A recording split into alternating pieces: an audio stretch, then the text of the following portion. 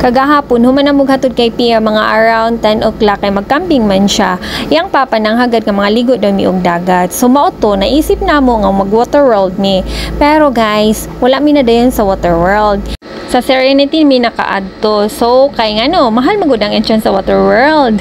700 kaayo. Okay lang man ang 700. Kung whole day mi didto amag, stay jud og maligo, wala man ay problema.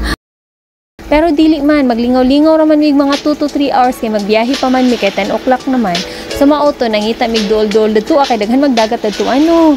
So nakakita mi aning Serenity Beach Resort. Dito ni siya sa Mabini, Compostela Valley. Yes, amo lang nang gitol-tol base sa Google Map. Google Map ra jud taw nagpalaban jud taw mi kay wala man mi kaanhi. Mo anhi ra man mi moadto ra mi sa isa ka lugar kung maglaglag ra jud mi pag naiyahang papa. Tapos guys, pag-abot na mo diri nangaligo na dayon mi. Excited jud kay na sila. Gihagad namon akong pag-umangkon kanang babae diha nga dako. Ako anong pag-umangkon after niya sa klase mga 11, amo siyang gisabay diri kay boring pod kayo mino, kamera upat, wala pa jud si Pia so gihagad nako na siya. Tapos nakita namo ning mga bato-bato gud sa dagat, lami kay dalaon. Pwede ni siya isagol sa ako ang succulents nga soil mix. Mao ni siya akong ginasagol. Pero bato jud to siya. Kani manggod mga laylay og shape. Usually rounded manggod to siya. Tapos nalingaw ni sila diri. Sigig dula aning balas, naghimo sila og kanang white sand castle. White sand jud as in white nga sand.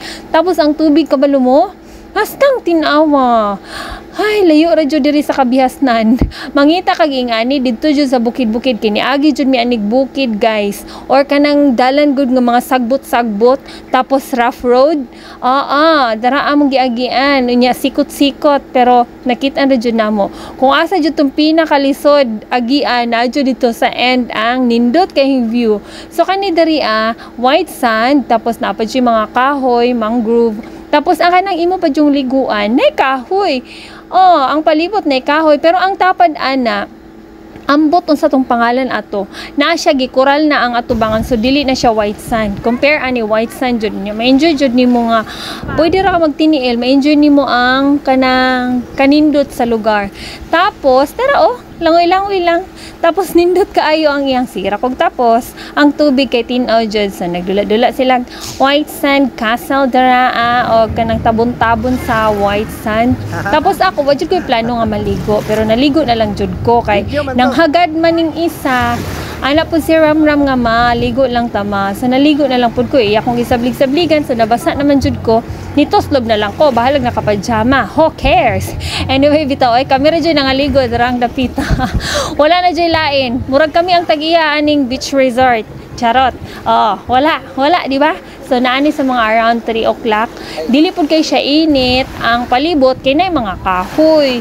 So nindot jud siya bisag init pa kay ang adlaw kay na may mga kahoy so okay ra. Tapos si Bibi Zam si siya gimo dragwaits kanang castle niya niya tan-on niya ang balod chay giguba ang iyahang ginihimo so wala siya choice.